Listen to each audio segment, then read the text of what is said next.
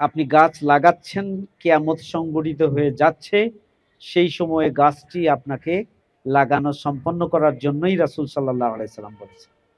রাসূল সাল্লাল্লাহু আলাইহি সাল্লাম এটিও বলেছেন যে বিনা প্রয়োজনে গাছ কাটা যাবে না। এমনকি তিনি বলেছেন যুদ্ধের সময়ও বৃক্ষকে ধ্বংস করা যাবে না, কেটে ফেলা যাবে না। আর গাছ যেটি আমরা লাগাই সেটি হচ্ছে সাদকায়ে জারিয়া, যা মানুষের কল্যাণে কাজে লাগে, পশু পাখি এবং জীবের কল্যাণে যেটি কাজে লাগে।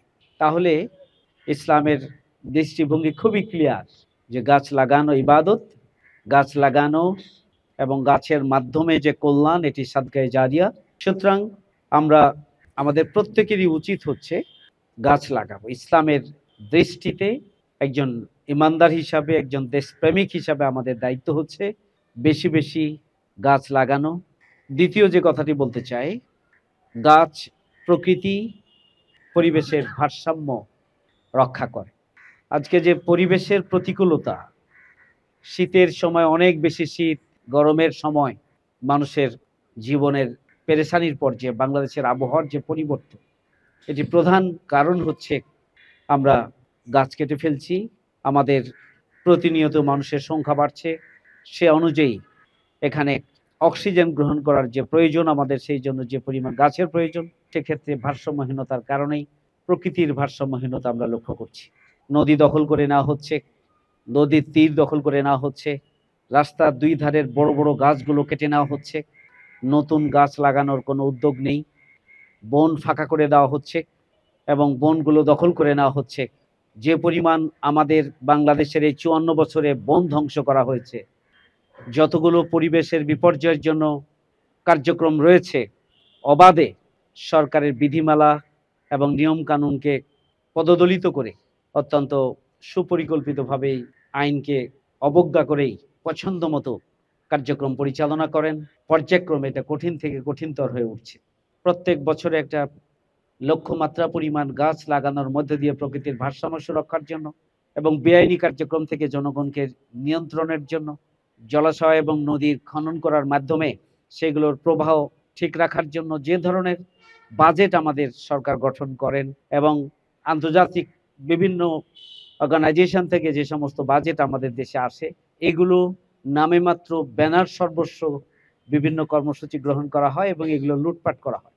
শুধু হচ্ছে ফোকাস, কিছু সেমিনার, কিছু ব্যানার, কিছু প্রোগ্রাম, মূলত এগুলোর এক্সিকিউশনের জন্য যে বাজেট, এটা তৃণমূল পর্যন্ত বা প্রান্তিক জায়গা পর্যন্ত সেই বাজেট পৌঁছে না। আমি অনুরোধ করব সরকারকে, অন্তর্বর্তীকালীন সরকারের যিনি পরিবেশের উপরে যিনি সারা জীবন কাজ করেছেন, তার হাতেই পরিবেশ মন্ত্রণালয় রয়েছে, জলবায়ু এবং পরিবেশের এই মন্ত্রণালয় তার হাতেই রয়েছে। আমি অনুরোধ করব যে এই দুর্নীতি এখানে বন্ধ করা হোক, বাজেটের কার্যকর খাতে যেন বাজেটটি কাজে লাগানো হয় এবং প্রান্তিক স্থান পর্যন্ত বাজেটের সরবরাহ যেন থাকে এবং দুর্নীতিমুক্ত সামগ্রিক ব্যবস্থাপনাটা যেন থাকে। পরিবেশের প্রতিকূলতা থেকে জনগণকে সুরক্ষার জন্য, দেশকে রক্ষার জন্য যেন কার্যকর এবং ইতিবাচক পদক্ষেপগুলো উনি গ্রহণ করেন, সেই জন্য আমি আজকের এই আয়োজন থেকে আমি সংশ্লিষ্ট উপদেষ্টাকে আমি অনুরোধ করছি। বাংলাদেশ জামাত ইসলামী সব সময় প্রতি বছরই আমরা গাছ লাগানোর জন্য কর্মসূচি ঘোষণা করে থাকি। বিশেষ করে ঢাকা মহানগরী দক্ষিণ আমরা গাছ লাগানোর জন্য আমরা মাসব্যাপী কর্মসূচি প্রত্যেক বছর পালন করে থাকি। তারই ধারাবাহিকতায় আমরা এবারও মাসব্যাপী আমরা বৃক্ষরোপণ কর্মসূচি পালন করার জন্য আমরা উদ্যোগ নিয়েছি। আমরা খুবই পরিষ্কারভাবে বলতে চাই যে আমরা আমাদের ১ লক্ষ জনশক্তিকে অনুরোধ করব যে প্রতিজন কর্মী যেন কমপক্ষে ৩টি করে গাছ লাগান এবং ৩টি করে গাছ বিতরণের জন্য যেন উদ্যোগ গ্রহণ করেন। সে আহ্বান আমি ঢাকা মহানগরী দক্ষিণের আমাদের সর্বস্তরের জনশক্তির প্রতি আহ্বান জানাচ্ছি। আসুন আমরা সবাই মিলে আমাদের এই প্রিয় বাংলাদেশকে বসবাসের উপযোগী, প্রাকৃতিকভাবে ভারসাম্যপূর্ণ একটি দেশ হিসাবে গড়ে তোলার ক্ষেত্রে ইবাদতের মানসিকতা নিয়ে, দেশপ্রেমের চেতনা নিয়ে আমরা স্ব-উদ্যোগে স্বপ্রণোদিতভাবে মাসব্যাপী আমরা আমাদের নিজ নিজ অবস্থান থেকে আমরা ভূমিকা পালনকারী ব্যাপক ভিত্তিক আমরা গাছ লাগাই, অন্যদেরকে গাছ লাগাতে আমরা উৎসাহিত করি এবং আমরা গাছের পরিচর্যা করি। প্রকৃতির ভারসাম্য রক্ষার জন্য আমরা আরো বহুমুখী পদক্ষেপ আমরা গ্রহণ করি। বৃক্ষ ধ্বংসের হাত থেকে আমরা বৃক্ষ সুরক্ষার জন্য আমরা সামাজিক মোটিভেশন চালাই এবং গণসচেতনার সৃষ্টির জন্য আমরা ভূমিকা পালন করি। সেই প্রত্যাশা ব্যক্ত করে আমি মাসব্যাপী বৃক্ষরোপণ কর্মসূচির শুভ উদ্বোধন ঘোষণা করছি। আল্লাহ রাব্বুল আলামিনের সন্তুষ্টি অর্জনের লক্ষ্যে দেশপ্রেমে উজ্জীবিত হয়ে সুখী, সমৃদ্ধশালী, বসবাসযোগ্য এবং প্রকৃতির পরিবেশের ভারসাম্যপূর্ণ একটা প্রশান্তির বাংলাদেশ গড়ে তোলার জন্য আসুন আমরা মাসব্যাপী ব্যাপক ভিত্তিক আমরা পদক্ষেপ গ্রহণ করি। 10 লক্ষ গাছ লাগানোর একটা লক্ষ্যমাত্রা অর্জন করার জন্য আমরা আজকে থেকেই আমাদের কার্যক্রম শুরু করব ইনশাআল্লাহ। আল্লাহ রাব্বুল আলামিন আমাদেরকে সেই তৌফিক দান করুন। ওমা তৌফিকি ইল্লা বিল্লাহ। আসসালামু আলাইকুম ওয়া রাহমাতুল্লাহি ওয়া বারাকাতুহু। একটা সরকার পরিবর্তন হয়েছে, ফ্যাসিস্টদের বিদায় হয়েছে। আমরা তো এটা এখনো লক্ষ্য করছি, পত্রপত্রিকায় দেখছি যে আমাদের রাস্তায় সরকারি গাছে নাম লিখে দিয়ে সেই গাছগুলো রাজনৈতিক শক্তি প্রয়োগ করে সেই গাছগুলো কেটে ফেলা হচ্ছে। তাহলে আমরা দেখতে পাচ্ছি যে আল্লাহ তাআলার কথা আজকে উপদেষ্টারা বলছেন, আমরাও সেই উদ্বেগের কথাটা আপনাদেরকে জানাচ্ছি। যেখানে গাছ লাগিয়ে আমাদের ভারসাম্য রক্ষা করার কথা, সেখানে অন্যায়ভাবে, অবৈধভাবে এই গাছ কেটে কেটে আমরা আমাদের সব জায়গাগুলোকে ভারসাম্যহীন করে ফেলছি। বাংলাদেশ জামাত ইসলামী সকলের প্রতি আহ্বান জানায়, আসুন আপনি 5টা গাছ কাটবেন, তার আগে তো 20টা গাছ লাগানোর উদ্যোগ আমাদেরকে নিতে হবে। এই উদ্যোগ যদি আমরা নিতে ব্যর্থ হই, তাহলে আপনি 5টা গাছ কাটতে পারবেন, ওই 5টা গাছ কেটে খেয়ে পড়ে জীবনযাপন করার মতো প্রকৃতি আপনাকে সুযোগ দিবে না। প্রকৃতি আপনাকে প্রতিশোধ নেবে। প্রকৃতির প্রতিশোধ থেকে আপনারা কেউ রক্ষা পাবো না। অনেক বড় হতে পারেন আপনি, অনেক বড় ব্যবসায়ী হতে পারেন, অনেক বড় টাকাওয়ালা হতে পারেন, আপনি রক্ষা পাবেন না। দ্বিতীয় কথা হচ্ছে, প্রকৃতির এই যে বিরাট আয়োজন, এই আয়োজনের মধ্যে আল্লাহ তাআলা মানুষের সামগ্রিক উপকারিতা রেখেছেন। শুধুমাত্র ঔষধ না এখানে, শুধুমাত্র ফল না এখানে, শুধুমাত্র আমাদের বসবাসের জন্য কাঠ এখান থেকে পাওয়া যায় না। এর বাইরেও সুস্বাস্থ্যের জন্য, আমাদের নিজেদের সুসংগঠিত করার জন্য, সুন্দর মানবিকতা তৈরি করার জন্য এবং সুন্দর মানসিকতা বিনির্মাণের জন্য এই প্রাকৃতিক ভারসাম্য রক্ষা করাটা আমাদের জন্য একটা অনিবার্য অনুষঙ্গ। আমি এটা লক্ষ্য করি যে আসলে আমাদের প্রাকৃতিক ভারসাম্য রক্ষার জন্য আগে আমাদের রাজনৈতিক শক্তির ভারসাম্য প্রয়োজন। এই রাজনৈতিক শক্তির ভারসাম্য না থাকার কারণে একটা দল বা কেউ তার শক্তি প্রয়োগ করে সে নদী দখল করে ফেলছে, সে তার শক্তি প্রয়োগ করে একটা বন দখল করে ফেলছে, একটা রাস্তা দখল করে ফেলতেছে, একটা নদীর অংশ দখল করে ফেলতেছে। সেই জন্য আমি মনে করি আমাদের প্রকৃতিতে যেমন ভারসাম্য প্রয়োজন, আমাদের রাজনীতিতেও ভারসাম্য প্রয়োজন। সেই জায়গাটাতে আমরা লক্ষ্য করি, এটা বলতে হয় দুঃখের সাথে, যে আমি মাঝে মধ্যে এখন রাস্তায় আমাদের জনসাধারণ যারা আছেন তারা অনেক সময় আমাদেরকে বলেন যে ভাই, আগে তো 17 বছর আমরা দেখছি যে একটা ডামি ইলেকশন করে তারা ক্ষমতায় গেছে, ডামি নির্বাচন, ডামি বিরোধী দল, ডামি নির্বাচন কমিশন, ডামি একটা জনগণ, ডামি একটা ভোটার পর্যন্ত তারা বানাই ফেলছে। আর এখন তো দেখি যে মানে ডামি একটা শক্তি তৈরি করা হয়েছে যে নির্বাচন হওয়ার আগেই আমি ক্ষমতায় চলে গেছি, এরকম একটা ভাব আমাদের সমাজে কোথাও কোথাও পরিলক্ষিত হচ্ছে। এই শক্তির যদি ভারসাম্য রক্ষা করা না যায় এবং সে অথবা আমরা সবাই মিলে যদি এটা প্রকৃতির ভারসাম্যের সাথে সাথে আমাদের রাজনৈতিক শক্তির ভারসাম্য এখানে তৈরি করা না যায়, তাহলে বিগত বছর 17 বছরের যে একটা বিরাট ফেসিবাদের মাধ্যমে আমাদের বড় ধাক্কায় বাংলাদেশে বিভিন্ন প্রতিষ্ঠানগুলো বিধ্বংস হয়েছে, এগুলোকে শেষ করে দেওয়া হয়েছে। ভবিষ্যতে আর একটা নতুন ফেসিবাদ এসে এই বাংলাদেশটাকেই শেষ করে ফেলবে। সেই জন্য আমি চাই, আমরা আহ্বান জানাই, আমাদের প্রকৃতিতে যেমন ভারসাম্য রক্ষা করা দরকার, এজন্য যেমন আমরা বৃক্ষরোপণ করছি, আমাদের জনশক্তিকে আহ্বান জানাচ্ছি, সাধারণ নাগরিকদেরকে আহ্বান জানাচ্ছি। আমি পাশাপাশি সাধারণ নাগরিক ঢাকাবাসীকে আহ্বান জানাবো, এই রাজনৈতিক ভারসাম্য না থাকার কারণে আজকে একটা ভবনের নাগরিক সুবিধা পাওয়ার পরিবর্তে দীর্ঘদিন সেটা তালাবদ্ধ করে রেখে দেওয়া হয়েছে। অথচ জামাত ইসলামী আহ্বান করছে জাতীয় নির্বাচন প্রয়োজন, তার আগে স্থানীয় নির্বাচন দিয়ে সাধারণ নাগরিকদের এই সুবিধাগুলো দেওয়াটাও তার চেয়ে অত্যন্ত গুরুত্বপূর্ণ প্রয়োজন। আমি আহ্বান জানাই, আসুন আমরা আমাদের এই প্রকৃতির ভারসাম্য রক্ষার প্রয়োজনে আমাদের রাজনৈতিক শক্তিগুলোর মধ্যেও ভারসাম্যটা, আমাদের সম্মানটা, আমাদের শ্রদ্ধাটা, সহনশীলতা, পরস্পরের প্রতি মর্যাদার জায়গাটা যদি তৈরি করতে পারি, তাহলে সম্মিলিতভাবে আমরা রাজনৈতিক ভারসাম্য রক্ষা করতে পারলেই আমি মনে করি সবাই মিলে আমরা প্রকৃতিতেও একটা ভারসাম্য নিয়ে আসতে সক্ষম হব ইনশাআল্লাহ। সেই প্রত্যাশা ব্যক্ত করে সবাইকে ধন্যবাদ জানিয়ে আমার কথা শেষ করছি। আসসালামু আলাইকুম ওয়া রাহমাতুল্লাহি ওয়া বারাকাতুহু।